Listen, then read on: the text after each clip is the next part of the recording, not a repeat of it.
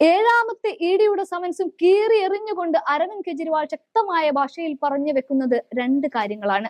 ഇതോടെ ഡൽഹി മുഖ്യമന്ത്രിയെ എന്ത് ചെയ്യണമെന്ന് ആലോചിക്കുകയാണ് ഇഡി. കോടതി വിധിയെ മുന്നിൽ നിർത്തിക്കൊണ്ടാണ് ഏഴാമത്തെ സമൻസും കിട്ടിയിട്ടും കെജ്രിവാൾ ഇഡിക്ക് മുൻപിൽ ഹാജരാവേണ്ടുന്ന യാതൊരു കുലുക്കവുമില്ലാതെ മുന്നോട്ട് നീങ്ങുന്നത്. എന്നാൽ ഇവിടെയാണ് കെജ്രിവാൾ ആ രണ്ടു കാര്യങ്ങൾ പറഞ്ഞു വെക്കുന്നത്. അതിലൊന്ന്, എല്ലാ ദിവസവും ഇങ്ങനെ സമൻസ് അയക്കുന്നതിന് പകരം ഇഡി കോടതിയുടെ തീരുമാനം വരെ കാത്തിരിക്കണം എന്നതാണ്. ഈ കേസ് കോടതി വീണ്ടും പരിഗണിക്കുന്നത് മാർച്ച് 16-നാണ്. എന്നാൽ ഇതൊക്കെ അറിഞ്ഞിട്ടും ഇഡി കോടതി വിധിയെ പോലും മാനിക്കാതെ ഫെബ്രുവരി 26-ന് ഹാജരാകണമെന്ന് പറയുമ്പോൾ സത്യത്തിൽ ആ സമൻസുകളൊക്കെ എങ്ങനെ മടക്കി അയക്കാതിരിക്കും? ഇതുമായി ബന്ധപ്പെട്ട് കെജ്രിവാൾ മറ്റൊരു കാര്യം കൂടി പറഞ്ഞു വെച്ചു. അത് കേന്ദ്ര സർക്കാർ അഥവാ മോദി എന്തൊക്കെ പറഞ്ഞിട്ടും കാര്യമില്ല, താൻ ഇന്ത്യ മുന്നണി വിടാൻ പോകുന്നില്ല. തനിക്കും തന്നോടൊപ്പമുള്ള മന്ത്രിമാർക്കും വലിയ തുകകൾ ഓഫർ വെച്ചിട്ടും ഒരു മാറ്റവും ഉണ്ടായിട്ടില്ല.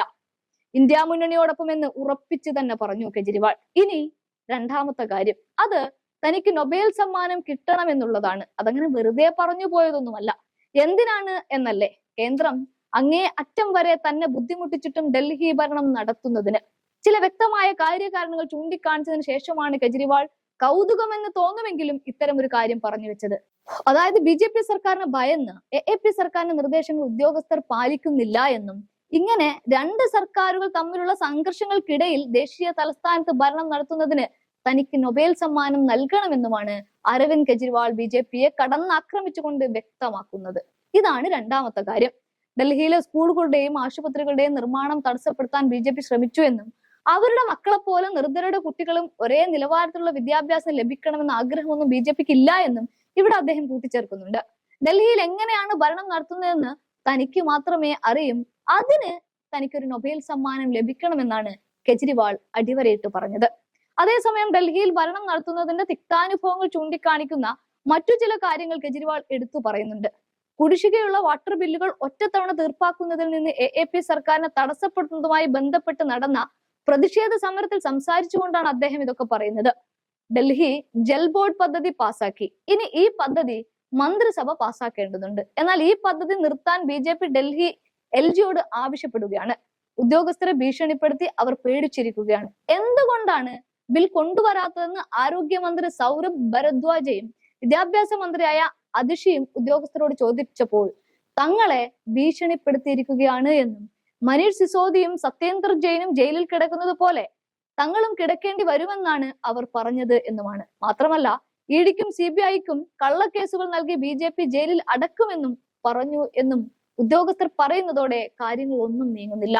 ഇതുകൊണ്ടുകൂടിയാണ് തനിക്ക് നൊബേൽ വേണം, ഇത്ര കഷ്ടപ്പെട്ടുകൊണ്ടാണ് ഈ തലസ്ഥാന നഗരിയിൽ താൻ ഭരണം നടത്തുന്നത് എന്ന് തുറന്നു പറയുകയാണ് ഏഴാമത്തെ സമൻസും കീറിക്കൊണ്ട് അരവിന്ദ് കെജ്രിവാൾ എന്ന ഡൽഹിയുടെ മുഖ്യമന്ത്രി. अरे मैं ऐसे स्कूल बनाऊंगा दिल्ली के अंदर जिसकी दुनिया याद करेगी, पूरी दुनिया याद करेगी। इन्होंने दिल्ली के स्कूल रोकने की कोशिश करी। इतने घटिया लोग हैं ये लोग। दिल्ली के स्कूल ये चाहते हैं कि गरीबों के बच्चों को जो शिक्षा इनके बच्चों को मिलती है वैसी शिक्षा नहीं मिलनी चाहिए गरीबों के बच्चों को। इन्होंने दिल्ली के अस्पताल रोकने की कोशिश करी। पिछले साल इन्होंने 3 महीने के लिए, ये तो मैं बता नहीं पाता आप लोगों को, रोज में जिस तरह से मेरा दिल जानता है कैसे सरकार चला रहा हूं, एक नोबेल प्राइज मिलना चाहिए मेरे को इस बार इसके लिए।